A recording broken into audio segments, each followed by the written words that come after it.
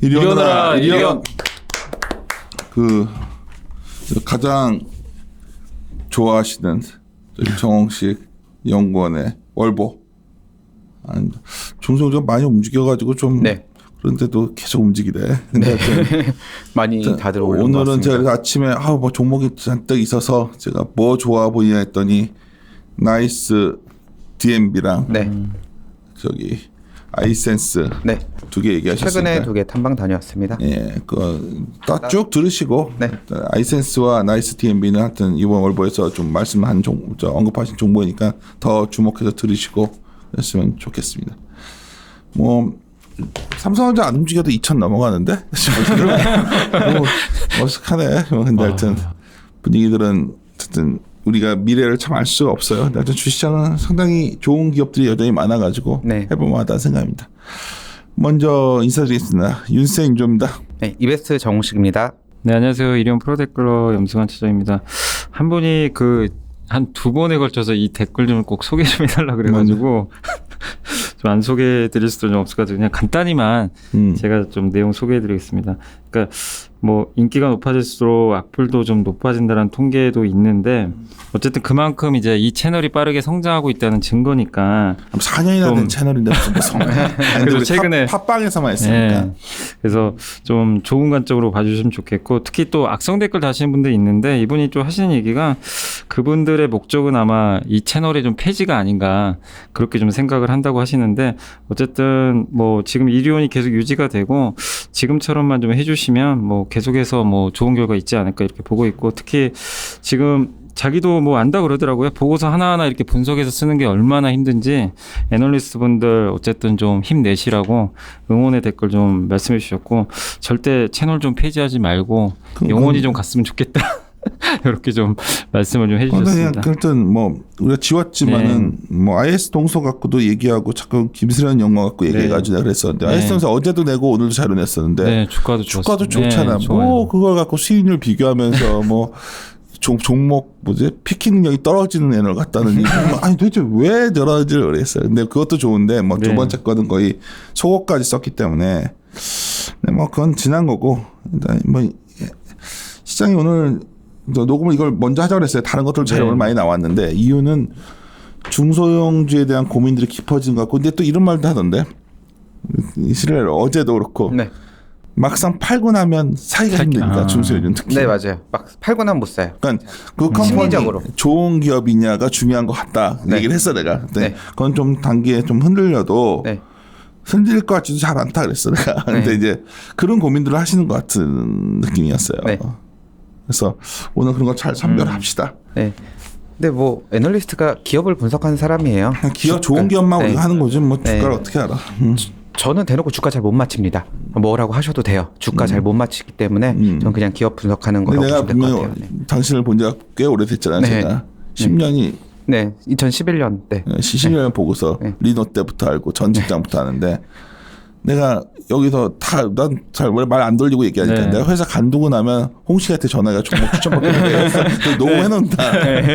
10년을 봤어. 10년을. 오늘도 내가 첫 마디로 그냥 여러 개 얘기하겠지만 자료 나오면 오늘은 뭐가 좋냐? 그럼 나이스 DMB랑 뭐 이게 종목이 안 적혀. 아이센스 좋아요. 그러면 오늘 당장은 안 움직일 수 있지. 근데 중요한 건 한 달 있고 2달 있고 3달 있다 보면 어떨 때 폭락해 있어요. 어쩔 때는. 올라가다 얘기할 줄 알겠지. 폭락해 있어요. 그래서 이제 이러고 있으면 그러다가 또 몇 달 있으면 오늘 갑자기 막 올라가면 미친 듯이 올라가 버리고. 그게 그 컴퍼니를 얼마 전에 내가 좋은 책 하나가 번역되어 있는 게 나왔더라고. 내가 되게 아끼던 책인데 그루처럼 투자하는 법이라고 제목되어 있던데 그 책에도 막 끝까지 웬만 굿 컴퍼니를 사야 된다. 그 얘기잖아. 그래서 오늘도 굿 컴퍼니 좀 많이 소개를 하는 차원에서 일단 시작합시다. 네, 그 월보 좀 말씀드릴게요. 월보에는 사실 많은 내용을 넣고 싶은데 뭐 여건상 그렇게 못 넣는 경우가 많이 있고요. 커버리지 종목들 투자 포인트랑 밸류에이션 항상 넣고 있고요. 뭐 이것저것 많이 넣고 있습니다. 그래서 좀 뭐 매달 좀 다르게 넣는 거는 탐방 노트 형식으로 간단히 넣어요. 갔다 온 거? 네, 당장 20페이지 딱 보시면 될 것 같은데 갔다 온 것들 중에서 괜찮아 보이는 것들 사실은 좀 더 깊게 쓰고 기업 분석 보고서를 내고 그래야 되는데 사실 시간적인 여유가 없는 것도 있고 아니면 본지 오래 안 된 종목들을 좀 이렇게 적기도 하고요. 그때 상황에 따라 좀 다릅니다. 최근에는 아이센스라는 회사를 좀 저희도 갔다 왔던 거 아니에요? 갔다 왔던 회사예요. 내용 좀 더 깊게 정리를 했는데 내용 위주로 좀 정리했어요. 실적 그런 것보다는 일단은 자료 있으신 분들은 22페이지에 있는 그림 7번 한번 보시면 좋을 것 같아요. 한 페이지 넘겨서 있는데 저는 이 그래프를 가장 좋아합니다. 단순 무식해요. 아주 그리기도 쉬운 내가 그래프예요. 그림 보고서 그림 7을 보면서 네. 야, 홍식이 종목이구나. 그림 네, 그냥 막대기 올라가는 거. 네, 그러니까 뭐 이게 뭐 너무 재미없어 이렇게 보실 수 있는데 저도 당연히 틀릴 수도 있고요. 미래를 절대 몰라요. 근데 과거에 이렇게 잘했던 기업들은 뭔가 역량이 있었던 거고 그 현재 상황도 좋고 미래의 그림도 잘 그려져 있고 준비도 잘 돼 있다면 여전히 이런 기업들 중에서 오히려 싼 기업들을 보자. 그게 좀 확률적으로 맞았던 것 같습니다. 제가 보는 게 이렇게 매출액 꾸준히 올라가는 것과 또 하나 또 봐요. 저는 영업이익률 많이 봅니다. 뭐 제가 예전에도 몇 번 말씀드리는데 저같이 경영학과 나온 사람들이 기술력에 대해서 뭘 알겠어요. 미팅 몇 번 가져보고 기술력 이 회사 좋아요라고 말하는 거는 저도 겉핥기식이에요. 어떻게 알아요? 미팅 몇 번 해보고. 그러니까 그 회사의 OP 마진 변동성을 봅니다. OP 마진 변동성이 높다. 그거는 그만큼 원가 협상력이랑 제품 경쟁력 그런 거와 뭐 고객사의 협업 그런 것들이 좀 쉽지 않다는 거고 마진율에 대한 변동이 낮으면서 고마진이 유지되고 있다. 이런 것들이 가장 좋은 경영 관리인 것 같아요. 그래서 여기도 보시면 이 회사는 뭐 과거 10년 동안 매년 OP 마진 10% 이상으로 유지가 되고 있어요. 그리고 영업이익도 지속적으로 오르고 있고요. 많이 팔고 마진 유지하면 돈 벌고 있겠네. 네, 그렇죠. 그래서 시간이 지나면 단기적으로 주가는 저 못 맞춰요. 저는 전략도 아니고 전략하시는 분들 전략도 못 맞춰. 너 왜 그래? 너 사람 왜 사람은 뭐 맞추는 것처럼 얘기해. 네, 저는 그런 그 실적에 따라서 주가가 간다면 길게 봤을 때 괜찮을 것 같다라고 보는 겁니다. 이 회사에 대해서 지금 사업 내용 하나도 설명 안 드렸어요. 그냥 그래프만 말씀드렸어요. 저는 일단 이런 거부터 보고 나서 이 기업이 뭐 하고 왜 좋아지는지 그런 걸 좀 봅니다. 그래서 뭐 하는 회사인지 설명드릴게요. 아주 심플합니다. 저희 혈당 측정기. 아마 다들 아실 것 같아요. 눈에 피 나오는 거. 네, 그렇죠. 이렇게 뭐 콕 찍어가지고 피 한 방울 나면은 스트립을 딱 찍어가지고 조그만 기기에다 넣어요. 가정용. 그러면은 혈당 몇인지 딱 나옵니다. 물론 병원에서도 피 검사 다 받아서 할 수 있지만 당뇨 이렇게 높으신 분들은 집에서 이제 고령층 이렇게 많이들 하세요. 그래서 중증 질환자들은 한 하루에 4번 정도 한다고 하시고요. 뭐 경증 질환자들은 뭐 그거보다 훨씬 더 조금 하고요. 뭐 젊으신 분들은 아마 임당 그 임신했을 때 당뇨 한번 잠깐 왔다 지나가는 뭐 그런 분들도 있어요. 그런 분들도 하고 그럽니다. 집에서 하는 그런 이렇게 자가 혈당 측정기 만드는 회사라고 보시면 될 것 같아요. 아주 심플합니다. 그래서 매출의 한 87%가 이런 걸로 사업을 영위하고 있고요. 돈은 스트립으로 벌어요. 전체 매출에 소모품이 있으니까. 네, 소모품 73%가 스트립이에요. 하나씩 사는 거 있잖아요. 거기서 돈을 벌고 기기는 마진 많이 안 남아요. 그래서 그 사업을 하고 있다라고 보시면 될 것 같습니다. 근데 쉽게 생각하시면 이렇게 보시면 돼요. 점점 고령화되고 당뇨 환자는 사실은 계속 늘어나겠죠. 고령화에 따라서 나이 드신 분들 많고 요즘에는 사실 유병장수 시대라고 하잖아요. 병이 있어도 관리만 잘하시면 계속 오래 사실 수 있고 우리 와이프가 제일 싫어하는 말이야. 내가 약 먹으면 돼 말했더니 맨날 막 유병장수 또 적어놓고 또 얘기해. 네, 뭐 사실 그래서 건강은 사실 운동도 하셔야죠 당연히. 근데 나 매일 산행 가. 네, 그러니까 그러다 보니까 아무래도 이런 제품들에 대해서 실적이 좀 계속 좋아지지 않나라는 생각이 듭니다. 최근에 뭐 1분기 실적을 놓고 보면은 YY로 영업이익 그로스도 한 14% 정도 올랐어요. 코로나라는 변수가 많은 걸 좌지우지해요. 이것 때문에 실적이 떨어진 기업도 있고 올라간 기업도 있고 원래 성장했는데 그대로 성장한 기업도 있습니다. 사실은 아이센스는 원래 성장했는데 그대로 성장하고 있는데 좀 괜찮아진 부분도 있어요. 그거에 대해서 말씀드리면 첫 번째가 그 만성 질환자들 아무래도 당뇨 환자들이 고위험군에 속해 있잖아요. 그러다 보니까 뭐 달라진 건 없는데 과거보다 본인들이 좀 약간 의기의식을 느끼면서 조금 더 검사를 좀 자주 하나. 이게 굉장히 중요한 네. 포인트예요, 사실. 네. 이게 그래서 왜냐하면 코로나19에 그 당뇨나 고혈압 환자가 확실히 약간 높았기 고위험군이 때문에 있기 때문에 그러니까 이거를 체크하려는 수요가 굉장히 늘어나고 있는 걸로 나는 알고 있어요. 네, 그래서 그것 때문에 실적이 나쁘지 않게 계속 원래도 성장하고 있었는데 이게 없어지더라도 성장하겠지만 어쨌든 이게 좀 부각이 되고 있다라고 한 가지 보시면 될 것 같고요. 또 하나가 있어요. 매출에서 아주 큰 비중을 차지하고 있지는 않지만 13% 현장 진단기기라는 사업이 있습니다. 이 중에서 사업은 거의 하나로 몰빵이라고 보시면 되는데 혈액 응고 측정기라는 게 있어요. 이게 뭐냐면 쉽게 설명드리면 보통 스텐트 시술 같은 거, 심혈관계 요즘에는 워낙 의료 기술이 좋아져가지고 째고 나서 뭐 넣고 그러지 않고 뭐 혈관으로 넣어가지고 스텐트도 하고 그런다고 하더라고요. 그래서 어쨌든 심혈관계 어떤 시술 같은 걸 받으신 분들은 전 잘 자세히 모르겠지만 와파린을 드신다고 합니다. 그러니까 혈액을 약간 묽게 만들어주는 거예요. 왜냐면 혈전 같은 거 생기면 안 되니까. 혈이 막혀가지고 그게 터질까봐. 네, 좀 아무래도 와파린을 혈액을 묽게 만드는 거예요. 이런 거를 복용하신다고 합니다. 일정 기간 동안. 그랬을 때 자꾸 이거 아는 척했더니 내가 아는 줄 알았는데 네. 그냥 하여튼 뭐 이것도 계속 늘어나겠죠. 왜냐하면 심혈관계 질환은 고령에 따라서 늘어나는 거니까. 요즘에는 많이 시술 받으시고 또 건강하게 오랫동안 사시잖아요. 그래서 이거에 대해서 예전에는 병원에 가서 뭐 한 달에 한 번씩 검사 받으신 분들도 있고 약 먹을 때 검사 받고 그러신 분들도 있는데 사실은 미국을 중심으로 이 제품을 팔고 있거든요. 미국 자회사에서 하고 있기 때문에 코로나 때문에 외출을 못해서 병원에서 검사 받는 것보다 자가 진단 기기를 구입하셔서 한 500불에서 700불 돼요. 가져가셔서 이제 스트립 하나 이거나 한 4불 정도 됩니다. 이걸로 이제 진단하는 수요가 좀 많이 늘어나고 있어요. 이것 때문에 좀 혈액응고 측정기 실적이 좀 고성장이 나오고 있습니다. 그래서 우리나라보다는 해외 얘기인데 아무래도 이렇게 해서 좀 병원에서 진료 받으신 분들이 집에서 자가로 이거를 측정하시는 거죠. 이걸 왜 측정하냐면 너무 혈액이 묽어지면 작은 상처에도 지혈이 안 돼가지고 좀 위험한 경우가 나올 수 있어요. 그래서 적정한 이게 묽은 정도를 좀 가져가야 됩니다. 그래서 어쨌든 아이센스는 원래 성장하는 회사인데 사실 다른 의료 부품 장비 업체들 특히 디지털 엑스레이 중심으로 많이 주가가 올랐다가 한번 쭉 뿜고 이제는 좀 슬로우하고 있어요. 이미 테마를 한번 탔던 거죠. 근데 아이센스 같은 경우는 그렇게 많이 오르지도 않았고요. 사실 멀티플 측면에서도 다른 의료 부품 장비보다는 훨씬 더 저렴한 것 같아서 현재 기준으로 트레일링으로 한 13배 정도 되고요. 포워드 기준으로는 10배 초반대 정도밖에 안 됩니다. 그리고 뭐 재무 구조 좋고 매년 성장하고 있고 그렇기 때문에 괜찮다라고 보시면 될 것 같아요. 네. 그리고 하나 기대되는 거는 단기간 얘기는 아니고요.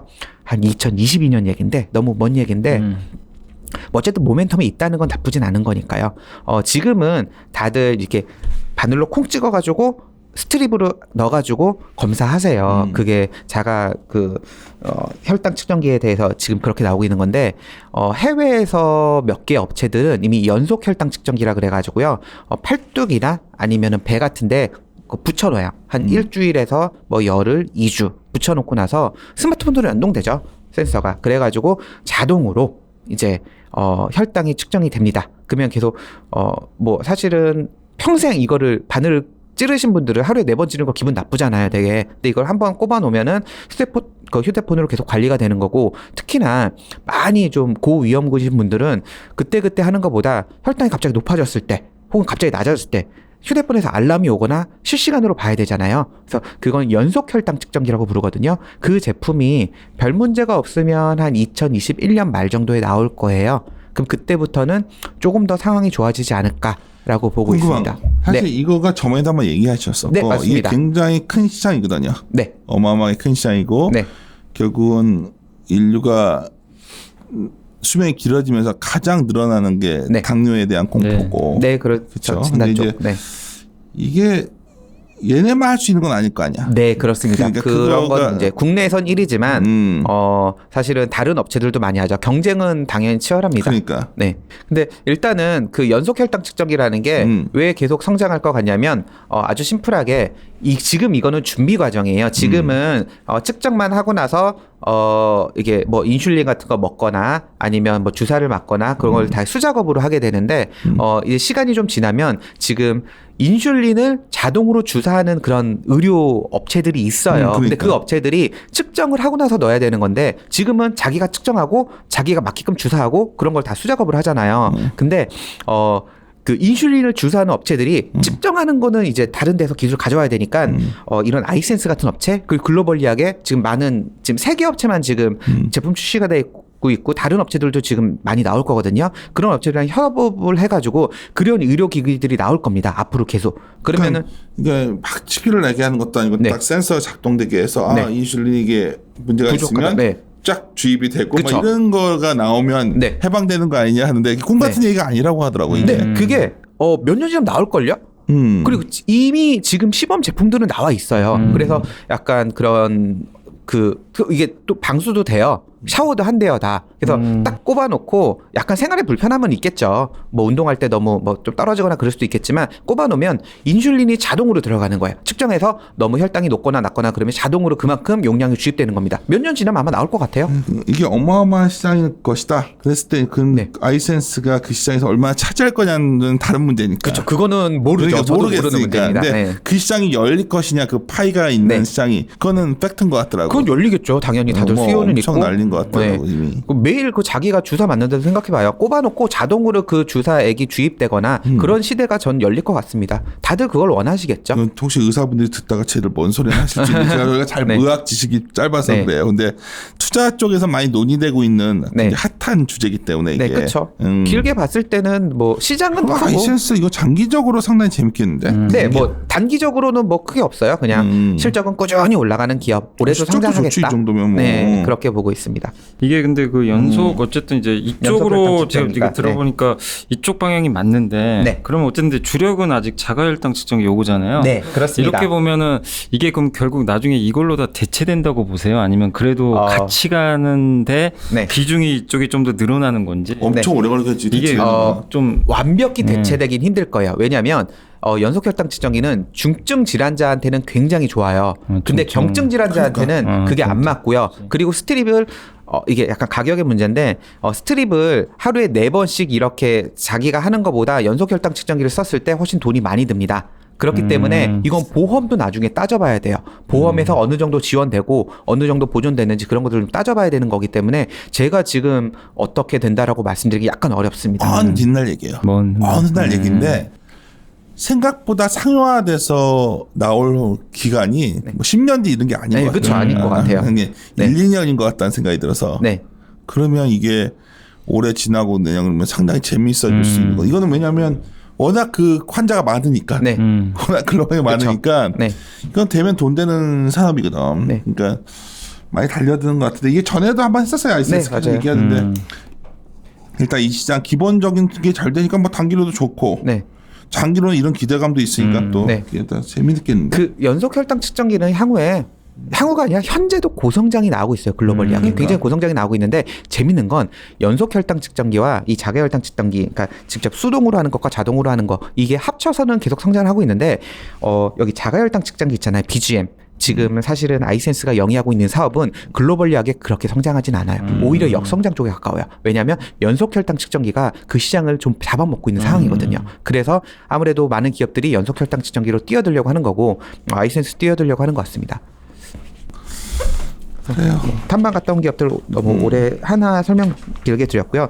특이한 거는 24페이지에 있는 아이스크림 애교 이거 지나가는 얘기로 한번 하고 싶은데 그래도 재밌는데 이 제목이. 네, 이게 뭐냐면 초등학교 이제 학부모님들 다들 아실 것 같은데 새로운 뷰를 말씀드리고 싶은 거예요. 온라인 교육 하면 무조건 좋을 것 같으시죠? 이번에 코로나 때문에 그게 아니라는 거 한번 말씀드리고 싶어요. 이유가 뭐냐면 원래 온라인이네 안 좋다. 뭐 이 기업에 대해서 말씀드리는 건 아니라 어떤 코로나로 인한 상황의 변화라는 거죠. 뭐냐면 예전에 온라인 교육에 대해서 하고 있던 기업들은 그 니치 마켓에서 계속 성장하는 건 괜찮았었을 겁니다. 그런데 코로나가 생기면서 재밌는 거는 대교같이 학습지 않은 오프라인 학습지 않은 업체들이 온라인으로 전환해 버렸어요. 순식간에. 그리고 잘 살아남아야 되니까. 그렇죠. 안 할 수는 없잖아요. 정상 JLS 청담런이 오프라인 위주의 영어 랭귀지 스쿨입니다. 100% 온라인으로 수업하는 경우도 있어요. 4월 달에 전부 다 온라인 수업했어요. 그때 장사가 된 거구나. 잘 됐죠. 그러니까. 네. 내가 학생 수 잘된 걸 늘었어요. 알고 있어. 프리미엄 교육은 늘었어요, 오히려. 물론 가격이 떨어졌죠. 왜냐하면 온라인과 오프라인 가격 차이는 좀 있으니까. 그러니까 P 곱하기 Q는 떨어졌는데 어쨌든 Q는 좀 늘었죠. 그러니까 무슨 얘기냐면 원래 온라인 교육을 하던 기업들이 무조건 좋아질 거다, 더 좋아질 거다라고 보실 수 있는데 이런 것도 봐야 돼요. 경쟁이 서서히 진행된 게 아니라 갑자기 과열됐어요. 그런 것도 분명히 있습니다. 그거 중요한 포인트. 네, 그러니까 무조건 컨셉만 잡고 탑다운으로 보시는 것보다 이 기업들이 진짜 실적이 좋아졌는지 안 좋아졌는지를 봐야 돼요. 저는 항상 좀 약간 그런 방식으로 접근하는 게 좀 안 틀리는 것 같아서 그렇게 보고 있거든요. 그래서 일단은 그럴 수도 있다라는 건 참고만 하시면서 그냥 지나가는 얘기로 할게요. 그래서 이 뒤에 자연스럽게 좀 하고 싶은 얘기가 이 30페이지 보시면 사실 이거를 분기 때마다 다 사실 하진 못하는데 하려고 노력은 합니다. 뭐냐면 실적 나오면 노가다 작업으로 시가총액 뭐 이렇게 어느 정도 이하, 그러니까 제가 대형주는 볼 수 없으니까 기업들을 데이터가 들어온 데까지 시간이 좀 걸려요. 사실은 안 맞는 경우도 있어요. 그럼 실적 나올 때마다 쭉 체크를 해가지고 좋아진 애들, 매출액과 영업이익이 Y로 올라간 기업들을 한 번씩 보는 거죠. 그 다트에서 나오는 것들을 그러면서 실적이 개선되는 기업들은 왜 개선됐지? 왜 개선됐지? 하면서 그 기업들을 하나하나 보는 거예요. 그러다 보면 묶음이 생겨요. 아, 얘네만 좋아지는 게 아니라 이 산업을 영위하는 아이템이 실적이 이번에 좋았구나. 이게 좋았구나. 이게 나빠졌구나. 그런 거를 좀 팔로우를 합니다. 그래서 실적이 나오면 그 변화가 있는 거죠. 근데 이번에는 왜 중요했냐면 코로나라는 과거에 없었던 그 변수가 생겼어요. 이것 때문에 기업들도 뭐 과거와는 다른 양상으로 이게 갑자기 실적이 왜 좋아지지? 왜 나빠지지? 이런 변수가 좀 있었습니다. 그래서 이런 것들에 대해서 하나씩 좀 정리를 했고요. 간단히 좀 짚고 넘어갈게요. 첫 번째, 건강기능 31페이지는 건강기능식품. 이거는 꾸준히 말씀드렸어요. 그냥 코로나 때문에 좋아진 거죠. 네. 뭐 다. 네, 오늘 뭐 콜마 B&H 주가 막 엄청나게 오르고 있더라고요. 그러니까 돌아가면서 올라요. 어쨌든 1분기 실적 좋고 2분기도 다 좋을 겁니다. 실적 좋을 거라고 계속 말씀드렸는데 진짜로 여기 대놓고 좋아졌어요. 굉장히 많이. 거기다가 약간 건강기능식품에 조금 더 몰빵돼 있을수록 그로스 레이트는 좀 좋았다라고 보시면 될 것 같아요. 이거는 계속 말씀드렸던 거고 32페이지에 이제 전자지급 결제요. 보통 저희가 페이트 게이트먼트, PG라고 부르죠. 그리고 모바일 결제. 온라인으로 결제하는 그런 업체들의 실적이 많이 좋아졌습니다. 주가도 많이 날아가 있어요. 그래서 뭐 이런 업체들이 좋아졌다. 말만 하는 게 아니라 실제로 실적이 좋아졌고 왜 좋아졌는지 그런 것들을 좀 적어놨습니다. 여기서도 이제 막 많이 올라간 게 있고 네. KG 여기에 두 개 적게 돼. 이 중에 하나는 네. 사실 상대적으로 싸잖아 밸류에이션도. 네, 그렇습니다. 왜 그런 거야 그건? 그건 제가 말씀드릴 수 있는 레벨은 아닌 것 같은데 이게 과거에 여기서 자꾸 다른 사업들을 좀 붙여나가다 보니까 알아서 들으시라고요. 누가 나한테 물어봐서 네, 그게 그냥 왜 그거만 안 오냐고 자꾸 저한테 네. 어떤 분이 질문을 하셨는데 네, 뭐. 개인적으로 또 네, 이거는 한 귀로 흘리시면 돼요. 제가 아는 분야도 아니니까. 우리가 답은 몰라요. 네, 그런 거죠. 매니저분들이 얘기해 주시기를 그래서 똑같 피지사 뭐 큰 거 2개, 살만한 건 2개죠. 왜냐면 1위, 2위 여기 있고 3위는 큰 회사의 자회사고 이제 다른 데로 매각이 됐는데 비상장이고 4위는 나정통에 포함되어 있는 회사다 보니까 그러다 보니까 1, 2위 2개가 여기 써 있는데 하나는 정통 피지사 실적 계속 오르고 뭐 그러니까 멀티플도 높습니다. 근데 다른 하나는 싼데 왜 이렇게 차이 많이 나? 그런데 과거에 뭐 그런 거 있잖아요. KFC도 사고 네. 뭐 이렇게 뭔가 다른 사업을 많이 하고 어떤 뭐 답답하다. 정말 적게 있으니까 NH 한사는 잘하고 있고 뭐 그 순수 업대로 가는 거죠. 업대로 하니까 그러면 많이 비싸진 거고. 네, 많이 비싸졌습니다. 그 밑에 거는 좀 그렇다고요. 뭐 나쁘다가 아니라 자꾸 딴 거를 몇 번 했어요. 그러니까 미래는 저도 몰라요. 과거에 그래서 그러니까 실제로 매니저분들이 샀는데 생각과는 다르게 흘러갔네. 그러면서 좀 그랬던 경우가 있어가지고 뭐 아무래도 많이 안 사신 게 아닌가. 이 정도면 답변 된 거 아니야? 네. 프로 댓글로? 네.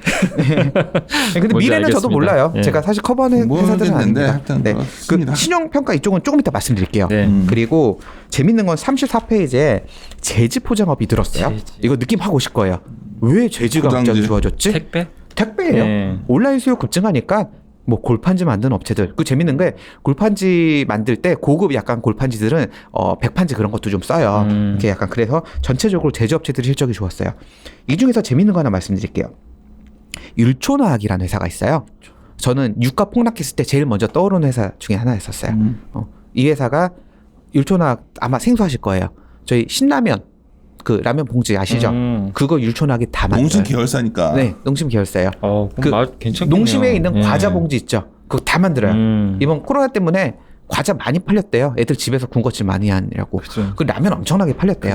우리나라보다 해외에서 많이 팔렸죠. 사재기도 있고. 심플합니다. 탑라인은 라면 많이 팔린 거 그냥 보시면 좋겠다. 수출 되게 많이 됐겠죠.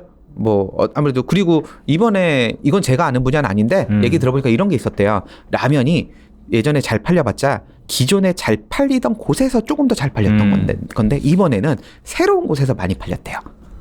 네, 그러면은 그거였죠. 신규 고객선이 창출되면 어떻게 될지 모르죠, 저도. 그리고 뭐 그거 짜파구리가 또 유명해서 또 그게 또 잘 됐던 것 같아요. 네. 그래서 어쨌든 포장 사업 쪽에 대해서 이 실적이 좀 많이 좋았고 원재료는 유가에 따라가는데 그게 또 원가도 싸지고 그래서 1분기 실적이 좋았고 올해는 계속 괜찮지 않을까라고 보고 있고요. 이 회사도 실적은 사실 좀 왔다 갔다 하는데 배당 수익률이 항상 좋아요. DPS 500원 정도 줘서 배당 수익 3.5% 정도 나옵니다. 그래서 뭐 구조적으로 성장할지 그런 건 잘 모르겠지만 어쨌든 올해는 상황이 좋고 배당 잘 주는 기업이다. 포장 관련해서는 저는 오리나니 연구원의 그 택배 사업 관련된 거 이 부분 하면서 한번 언급했던 거예요. 네. 그리고 35페이지는 폐기물 처리업은 이건 사실은 이번에만 좋은 게 아니라 사실 꾸준히 좋은데 이거는 사실은 제가 예전에 탐방 가본 적도 있는데 코엔텍 같은 회사는 잘 모르겠어요. 일단 탐방 갔을 때 너무 냄새가 많이 나가지고 집중이 안 돼가지고 이 관련된 회사가 IS 동서야 또.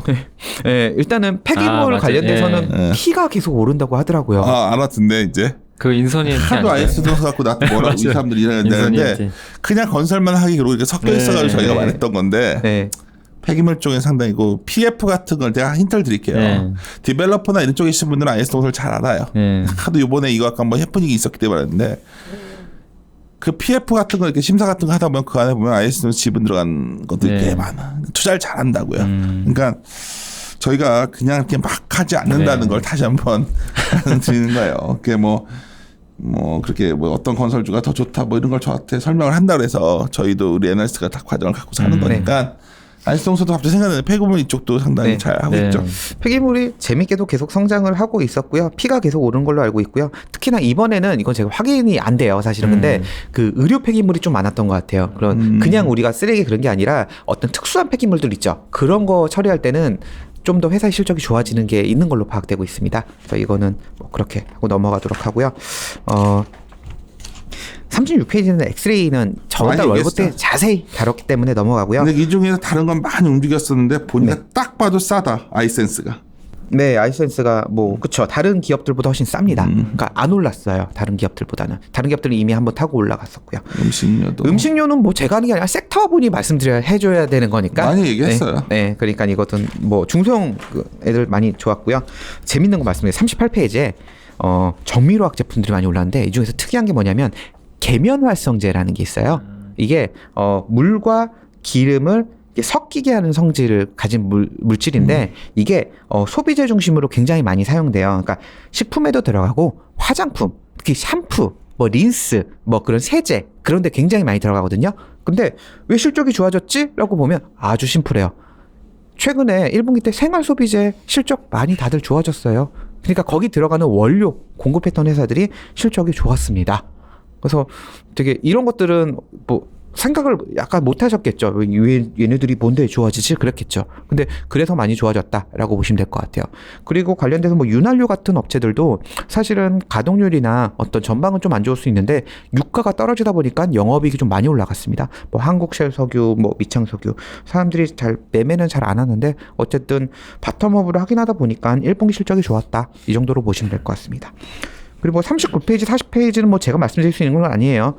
반도체 부품, 장비, 그 다음에 디스플레이. 이것도 최영선 연구원이 갔다 와서 그쵸. 사이맥스랑 유이센 가서 실적 보시면 잘 나왔거든. 그래서 갔다 와서 좋다고 하고 주가율이 잘 안 올랐고 다 비슷해 종목들 갔다 와서 보면. 네, 그렇죠. 그래서 이런 기업들을 쭉 정리했다라고 보시면 될 것 같아요. 그래서 뭐 저는 이번 월보 때는 이런 기업들을 한번 쭉 정리해서 보시면 될 것 같고요. 스터디용으로 41페이지는 내용 아주 간단히 설명드릴게요. 네, 저희 중소형주 하시는 분들은 막 그런 거 많이 보세요. 정부에서 무슨 정책 피면은 관련된 거 뭐 있지 않을까라고 보십니다. 뉴딜 심플하게 30년대에 누즈벨트 대통령이 경제 공황 이제 살리기 위해서 토목 산업 중심으로 이제 경기를 이끌었던 거죠. 이제 한국판 뉴딜이라는 게 새롭게 나왔는데 지난 5월 달에 어떻게 해야겠다라고 그림이 나왔습니다. 근데 뭐 3대 프로젝트 보면은 디지털 인프라 구축, 그리고 비대면 산업 육성, 그 다음에 사회 간접 자본의 디지털화 이런 단어들이 나와요. 근데 사실 아직 어떻게 될지 몰라요. 5월 7일 안건이 나왔고 세부적으로 어떻게 나올지는 6월 달에 나올 겁니다. 그리고 이 예산 편성은 2021년, 2022년이 될 거기 때문에 아직은 몰라요. 근데 제가 뭐 굳이 이거를 왜 썼냐면 그래도 알고 계시라고, 공부는 하고 계시라고, 그래서 나중에 정책적인 어떤 수혜가 있을지도 모르겠다라는 거고, 아주 쉽게 보시면 이렇게 보시면 될 것 같아요. 디지털 단어 들어가고요, 데이터라는 단어 들어가고, 비대면이란 단어 들어가는 그런 쪽에 중소기업을 좀 많이 육성하지 않을까라고 보고 있습니다. 그래서 그런 쪽에 대해서 한번 쭉 읽어보시면 될 것 같고요. 44페이지에 이런 기업들이 수혜를 받지 않을까라고 보고 있긴 하지만 받을지는 몰라요. 저도 일단은 그냥 너무 솔직한 말인데? 네, 뭐 있는 그대로 말씀드려야죠. 제가 뭐 커버하는 건 아니니까. 몇몇 종목은 약간 오버들 한 거지. 네. 그리고 그거에 연관돼서 45페이지에 있는 내용에 대해서 데이터 3법에 대해서도 전에도 정리 한번 해드렸어요. 복잡한데 한 줄만 보시면 될 것 같아요. 맨 45페이지에 있는 맨 마지막 패러그래프인데, 신용정보업자의 영리 목적 겸업이 가능해진다. 크레딧 뷰로 회사들이 과거에는 겸업을 많이 못했었어요. 정부에서 이걸 막았어요. 왜냐하면 혜택도 많이 줬었고 꾸준히 성장했던 그런 회사들이기 때문에 저는 이 회사들을 다 좋아합니다. 그런데 겸업을 금지했기 때문에 성장을 할 수 있다고 하더라도 성장을 못했던, 어떻게 보면 사업 다각화를 못했던 게 있었는데 아직 구체적으로 어떻게 될지 모르겠지만 사업 다각화가 가능하다는 거예요. 그래서 저는 더 좋게 보고 있습니다. 다만 여기서 주가가 너무 많이 올라서 선별적으로 좀 접근해야 될 것 같아요. 참고로 지금 신용정보업자 심플해요. 크레딧 뷰로 회사입니다. 회사 명 나이스 평가정보, 아까 생략해서 넘어갔던 네, 나이스 DNB, 네, 그거예요. 여기서 33페이지. 네, 33페이지인데 이 회사들 있죠. 나이스 평가정보, 이크레더블, 나이스 DNB, 그리고 SCI 평가정보라고는 좀 작은 회사가 있어요. 고려신용정보. 네. 그리고 고려신용정보는 거긴 들어가진 않아요. 일단은 그 회사 4개가 전에 한번 언급하셨다는 거야. 네. 출심업체로. 네, 출심업체로 언급했습니다. 그리고 비상장사 코리아 크레딧 뷰로랑 한국기업 데이터, 그렇게 해서 6개 회사가 그 크레딧 뷰로 회사인데 다 좋아요. 실적이. 그리고 제일 좋아하는 건 나이스 DNB 아니야? 사실은 다 좋아하는데 저희 월보에 그래. 제 커버 6페이지에 밸류에이션 표 넣어놓거든요. 아주 심플해요. 6페이지에 밸류에이션 표 넣는데 나이스 평가 정보가 현재 PER이 27배예요. 네, 근데 올해 그로스는 한 10% 정도 보고 있습니다. 영업이익 기준으로. 이크레더블 16.7배, 한 17배 정도 됩니다. 그로스 한 10% 정도 보고 있습니다. 그리고 나이스 DNB 한 13배 정도 돼요. 그로스는 한 15% 정도 보고 있습니다. 그러니까 저는 셋 다 좋은데 멀티플은 나이스 평가 정보가 가장 비싸고요. 그 다음 이크레더블, 그 다음 나이스 DNB. 나이스 DNB가 가장 저평가되어 있습니다. 반면에 성장률 놓고 보면 순서는 나이스 DNB가 가장 성장률이 높고, 그 다음에 이크레더블, 그 다음 나이스 평가정보 순이에요. 그래서 저는 아주 단순무식하게 나이스 평가정보가 제일 괜찮지 않을까? 라고 보는 겁니다. 이게 특별히 뭐 이런 이유가 있는 건가요? 아니면 이게 그 나이스 DNB 관심이 없어서 그런 건지, 아니 이게 네. 굳이 이렇게 밸류에이션 격차가 이렇게 큰 이유가? 네, 항상 과거에도 그랬었고요. 네. 일단은 시가총액 차이도 좀 있을 수 있는데 다 좋다고 말씀 이렇게 드리면 사실 펀드가 큰 거 운영하시는 분들은 좋은 건 맞잖아. 그럼 난 나이스 평가 정보 하나만 살래라고 많이들 말씀하세요. 당연하지. 네, 이건 아무래도 거래의 문제인 것 같습니다. 그런데 재밌는 거는 점점 이 이크레더블과 나이스 DNB의 거래 대금이 늘어나면서 여기까지도 좋아지고 있고요. 재밌는 거 말씀드려요. 이 세 개 다 지금 역사적 신고가예요. 근데 재밌는 건 막 굳이 이크레더블이 더 좋다고 우기실 필요는 없어요. 무슨 이게 다 좋아요. 셋 다 좋아요. 좋은 회사예요. 네. 이게. 네. 그래서 나이스 DNB 그 50페이지 얼마 전에도 말씀드렸어요. 그러니까. 얼마 전에도 아니 말씀드렸고. 일요에도 업로드해가지고 DNB는. 네. 뭐 최근에 말씀드렸는데 좋아요. 네. 최근에 그러면 뭐가 특별히 좋아지고 있냐? 그거에 대해서 얘기하면 테크 크레딧 뷰로라는 게 있거든요. 뭐냐면 중소기업에서 은행이 대출을 받고 싶으면 보통 어떻게 보면 자산가치, 저희도 이렇게 뭐 무슨 담보대출, 아파트 담보대출 뭐 그런 식으로 받잖아요. 기업들도 어떤 담보 토지라든가 아니면 어떤 북 그런 거에서 담보를 많이 하거나 그래서 대출을 하는데 정부에서 중소기업들을 좀 살려주려고 크레딧 그러니까 테크 크레딧 뷰레요. 테크 IT 기업이라든가 아니면 바이오도 여기 들어가요. 바이오 신성장 동력 그런 것들을 하는 기업에 대해서 기술력으로 평가를 해서 대출을 해주는 그런 사업들이 진행되고 있습니다. 그럼 그걸 하기 위해서는 평가를 들어가야 되겠죠? 그 평가를 하는 기업들이 나이스 D&B, 나이스 평가정보, 이크레더블, 한국기업데이터 이런 기업들이 있어요. 근데 수요는 계속 늘어나겠죠? 그래서 계속 실적이 좋은 거예요. 그렇기 때문에 저는 뭐 괜찮은 거고 그럼 왜 나이스 D&B가 성장률이 제일 높아? 라고 보실 수 있는데 심플해요. 스몰캡 효과예요. 더 작기 때문에 너무 허무하다. 맞는 말인데. 뭐 있는 그대로 말씀드립니다. 똑같은 금액이 증분한다고 하면은 베이스가 낮은 기업이 성장률이 높은 거죠. 네, 그래서 나이스 D&B가 제일 가장 저평가돼 있고 성장률을 가장 높게 보인다라고 보시면 될 것 같아요. 나이스 D&B, 이크레디블 그리고 나이스 평가정보 직업도로 말씀드리지만 10년 동안 역성장한 경험이 아예 한 번도 없습니다. 올해도 마찬가지일 것 같습니다. 그래서 저는 계속 좋게 보고 있습니다. 다만 주가가 너무 올랐네. 많이 네, 올랐죠. 계속 올라요. 난 그냥 뭐 중소형주는 좋은 기업이 정말 적정한 주가에 사야 되는데 적정한 주가, 합리적 주가 그게 고민일 뿐이지. 근데 중소형주 듣다 보면 그래도 중소형주가 좀 2,000오면 주춤하지 않을까 생각했는데 네.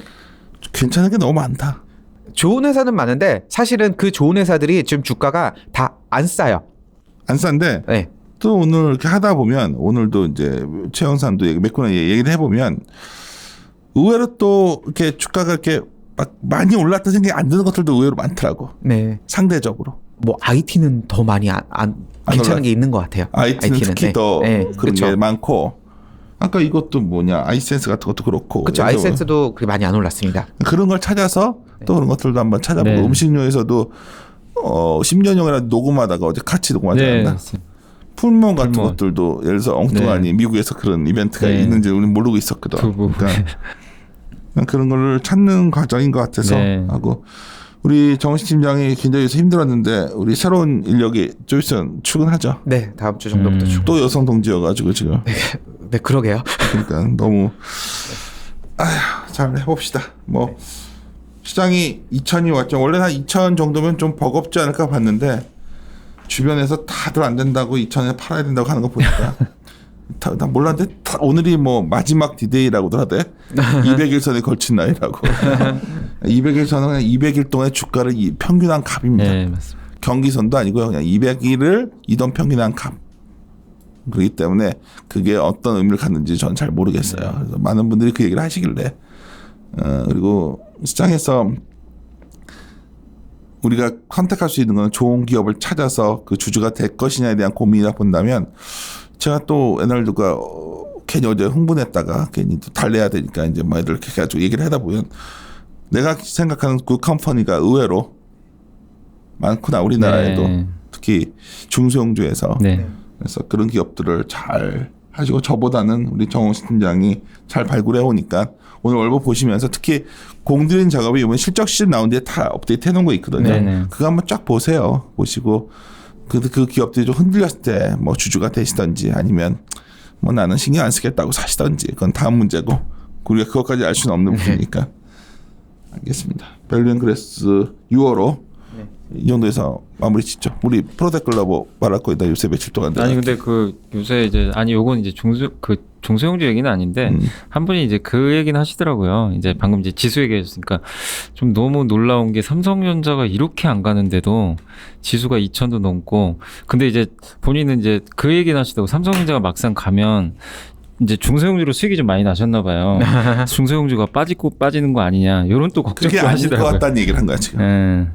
누가 어떤 분이 그래도 나 페이스북 친구분이고 오랫동안 알고 지낸 분인데 삼성전자가 오르면 네이버 카카오가 많이 빠지는 거냐. 근데 좀 며칠은 흔들릴 수 있겠지만 이게 어떤 기간을 놓고 보면 이게 가고 쫓아가고 서로 이러면서 상대적으로 같이 레벨업 되는 느낌이고 상대적으로 레벨업 다운되는 것들도 있어요. 지금 잘 지져보시면 같은 업종 내에도 힌트 드리면 같은 업종 내에도 완전히 다른 경로를 가고 있는 기업들이 있더라는 거지. 내가 발견한 현상은.